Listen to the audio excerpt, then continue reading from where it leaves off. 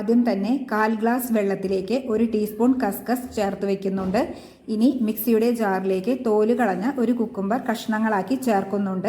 ഇനി ഒരു ചെറുനാരങ്ങയുടെ പകുതി കുരു കളഞ്ഞ് കഷ്ണങ്ങളാക്കിയതും ചേർത്ത് നന്നായി മിക്സിയിൽ അടിച്ചെടുക്കുക. ഇനി ഒരു അരിപ്പ വെച്ച് മിക്സിയിൽ അടിച്ചെടുത്ത ഈ മിക്സ് ഒന്ന് അരിച്ചെടുക്കാം. തയ്യാറായി വന്ന ഈ ജ്യൂസിലേക്ക് ബാക്കിയുള്ള ഒരു ചെറുനാരങ്ങയുടെ പകുതി കഷ്ണത്തിന്റെ നീര് കൂടി ചേർത്ത് കൊടുക്കാം. ഇനി ഇതിലേക്ക് ഒരു പച്ചമുളക് നടുകീറിയത് കൂടി ചേർത്ത് കൊടുത്ത് ആവശ്യത്തിനുള്ള വെള്ളം, അതായത് 4 ഗ്ലാസ് വെള്ളമാണ് ഞാനിവിടെ ചേർത്ത് കൊടുക്കുന്നത്. അതുകൂടി ചേർത്ത് കൊടുത്ത് 4 ടീസ്പൂൺ തേൻ കൂടി ചേർത്ത് കൊടുക്കുന്നുണ്ട്. ഇതിലേക്ക് കുതിർത്തി വെച്ചിരിക്കുന്ന കസ്കസ് കൂടി ചേർത്ത് കൊടുക്കാം.